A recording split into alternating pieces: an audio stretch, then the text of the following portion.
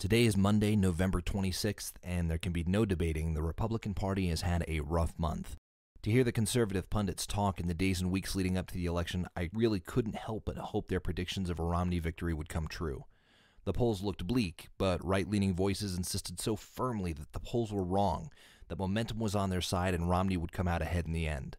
Obviously, we all know now that the polls were virtually dead on. In the end, the president secured an electoral college landslide, and perhaps more telling for our nation's future were the demographic results. Specifically, President Obama won unmarried women by 36 percentage points, Hispanics by 44 points, and young people by 23 points. In response to this, one Republican politician after another has been quoted as saying that the party needs to do some serious soul-searching. And rather than doubling down on the conservative principles that have served as the party's moral core for decades, Republicans are beginning to sound more and more like Democrats. A prime example of this was on display yesterday on Fox News Sunday with Chris Wallace.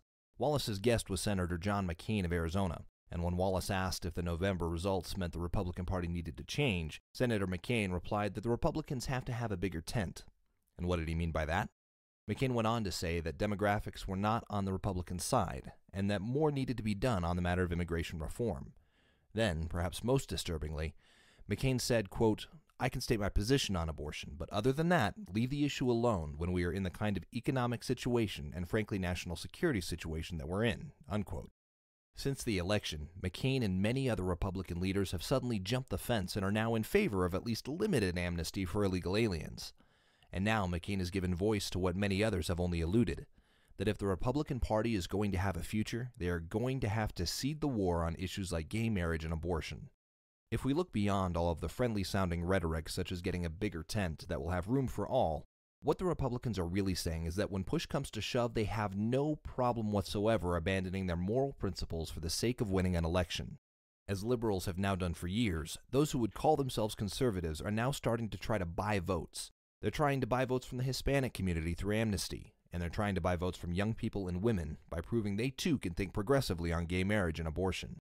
If you think I'm overstating the case, listen again to what McCain said, and I quote, "I can state my position on abortion, but other than that, leave the issue alone when we are in the kind of economic situation and frankly national security situation that we're in," unquote. McCain effectively stated that America's economic state is more important to him than the lives of the unborn. I don't live in Arizona, but if I did, the man would never again receive my vote. And that's exactly what needs to happen to every Republican that is making similar overtures. I certainly recognize there is a big difference between a Republican and a conservative, but at present, the Republican Party is the closest thing we have to a meaningful conservative force in the American government. The Tea Party is getting there, but it has a ways to go yet. In the meantime, we need to be letting our Republican congressmen and senators know that the moment they step away from these moral principles, we will remove them from power. It may even already be too late.